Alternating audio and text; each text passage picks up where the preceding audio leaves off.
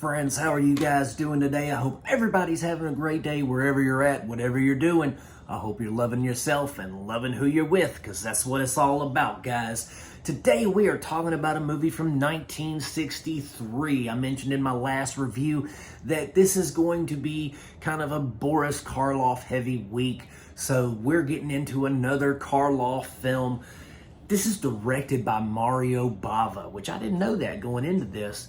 But this is Black Sabbath. Before we get into all this anthology goodness, hit that like and subscribe button for me, guys. This was something, once again, really special. Did not see me enjoying this as much as I did. I was, looking through some things. I watched Die Monster Die, the last film we talked about. And, when the credits roll on a streaming service, it always gives you, like, related stuff. It was like, hey, if you liked this, you may dig this as well. And Black Sabbath was on there, and it was, I said, oh, okay, there's another Karloff film. And when I pushed the button to check it out, to read the description, it had Boris Karloff looking like an old babushka, old Russian lady with a mustache. I was like, who's this old lady? But it was Boris Karloff. And I thought, man, that lighting looks incredible. It's so 60s. It's got the muted green lighting, the red lighting, the blue lighting to accent the scenes. I mean, it really was. I was like, golly, this looks like an Andy Warhol movie. And I loved it because it was so stylized. And we have Mario Bava. Bava's not scared to put things on film that may disgust you. It may revolt you. It may make you feel uneasy or queasy, make your liver quiver. You don't know what you're getting sometimes with Bava, and that's what I like. I'm watching it. And this is 3 tales of terror, guys. We have a story about a phone call, right? And this phone call is this beautiful woman. She's being stalked by a man, an ex-lover, if you will.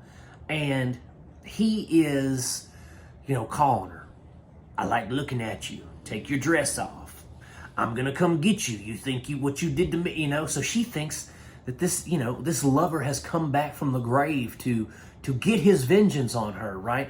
And so that was a solid story. It was, I don't want to say it was hypersexual, but it was very, I don't want to say intrusive, I guess. For the time, like, it felt very creepy and stalkery, almost like when a stranger calls, you know what I mean? Because it's like, it's coming from inside the house, but it's not. But it's like that phone call that makes you uneasy. It's very Scream-like. It's like, what's your favorite scary movie? Take your dress off. That kind of thing. So that story was interesting. It was good. It felt kind of like a Tales from the Crypt episode, right? Then we have another story about vampires. But not just any vampires. Vortilacs. And if you know what a Vortilac is, it's a vampire from Eastern Europe, similar to the werewolf curse, where they have to feed on blood, but it's not the blood of just random things. It has to be the blood of their loved ones. And so it's very, very Slavic when they start talking about it. It's like, well, if I leave the house after dark and I come back after 10 p.m., don't let me in, because that ain't me kind of thing. And so we get Boris Karloff in that role as the patriarch of this family who shows back up, and he's, got the pale skin, the gray face paint to make him look undead. And that story is really good. It's very, how do I say it? It's very graphic for the time. There's like some headlessness. There's a couple of throat ripping scenes, but it's a well-made story. Right? The third one I can't remember right off the top of my head because obviously it wasn't good enough for me to remember. The first 2, though, I really, really liked. There's another guy in here named Mark Damon, right? And if you don't know who Mark Damon is, he's been in quite a few other horror films, quite a few Bava films, and he does pretty good in this. But really, This is another vessel for Boris Karloff, okay? He is our narrator for the 3 films, or the 3 segments in this anthology. He's the one who tells us, you know, this is the story of this, and this is the story of that. And he is just, the way that he carries himself, to me, is just so legendary. His voice, his facial expressions, his countenance is just legendary for me. When I see Boris Karloff's face, I don't necessarily think of Frankenstein now. You know, I don't think of him. I think of the actor, the thespian of Boris Karloff, because the past few movies I've seen from him have done nothing but showcase his acting ability. Even in this, when he plays the undead patriarch of the family, the way he delivers lines and his body language, his facial expressions. Now, there is a line in here, and this is from the 60s, so, you know, it's dated.